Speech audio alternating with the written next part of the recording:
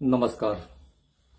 सरस्वती पूजा, बसंत पंचमी और ऋषि पंचमी ये तीनों एक ही दिवस के नाम हैं और इन तीनों दिवस की मैं आपको हार्दिक शुभकामनाएं देता हूं। सरस्वती पूजन या बसंत पंचमी या ऋषि पंचमी जो नाम पड़ा हुआ है, इस नाम के पीछे एक बहुत अकथ कहानी है। उस कहानी के अनुसार, हमारे वेदों के अनुसार, हमारे पुराणों के अनुसार, हमारे उपनिषदों में जो कहानियां लिखी गई हैं, उस कहानी के अनुसार ब्रह्मा जी ने सृष्टि रचना की।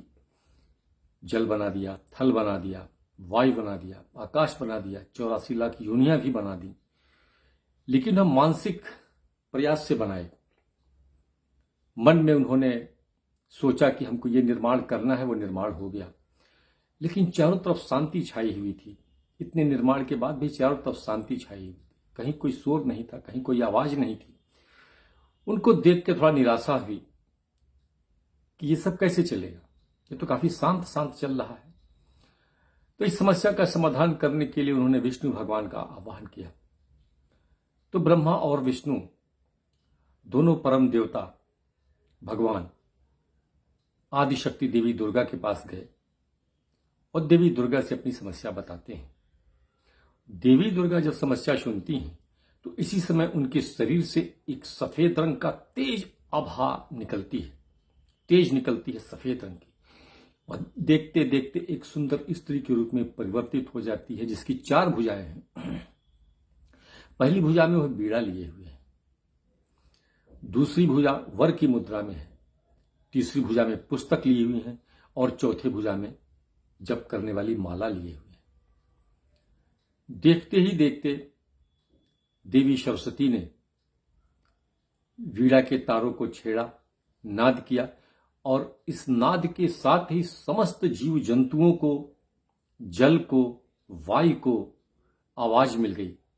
वायु चलने में सरसराहट की आवाज हो गई, जल में कलकल की आवाज आ गई, और जो भी प्राणी थे उनके वाग मिल गया, वाणी मिल गई उनको। सभी लोग बोलने लगे। इस तरह से सरस्वती देवी ने अपने शक्ति से सही प्राणियों को नया जीवन दे दिया, नया जीवन का आधार दे दिया। अब इसके बाद देवी दुर्गा ने ब्रह्मा जी से कहा कि मेरी आभा से निकली हुई यह सरस्वती देवी, इनको आपका वरण करना है, आपको इनका वरण करना है पत्नी के रूप में। जैसे हमारे ही शरीर से निकली हुई लक्ष्मी जी का वरण विष्णु जी ने किया हुआ है, उसी तरह से आपको इनका वरण करना पड़ेगा।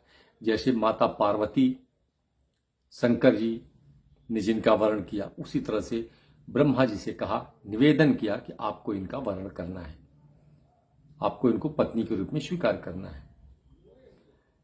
सबको आवाज मिल गई, संसार में संगीत मिल गया मनोरंजन के लिए वीणा से।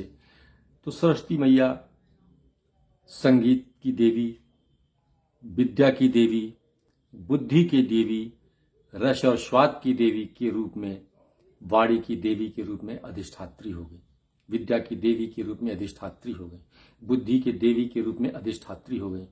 लोग इनका पूजन करने लगे। और वह भी कैसे करने लगे? कहा जाता है कि सरस्वती देवी जी से खुश होकर श्री कृष्ण भगवान ने उन्हें एक वरदान दिया कि देवी, संसार में बसंत पंचमी के दिन, जिस दिन तुम्हारी उत्पत्ति हुई है, जिस दिन तुम्हारी आभा देवी दुर्गा के शरीर से निकली है, वही तुम्हारा प्राकट्य दिवस है। और उस प्राकट्य दिवस में भारतवर्ष में तुम्हारी पूजा होगी, और भारतवर्ष में पूजा होती है सरस्वती की देवी। हमारे पास जो भी मेधा है, जो भी संगीत है, जो भी बुद्धि है, जो भी सोचने की क्षमता है, जो भी संस्कार है, वह देवी सरस्वती का ही दिया हुआ है। तो बसंत पंचमी के दिन पीले वस्त्र पहन के पूजा किया जाता है, और इस दिन जो है शांत मन चित्त से उनका आवाहन करने से विद्या बढ़ती है, बुद्धि में तेजस्विता आती है। तो आज सरस्वती जी की पूजा करें, साथ में नाम जप किया करें, और नाम जप के साथ मानस पाठ किया करें। जय श्री राम।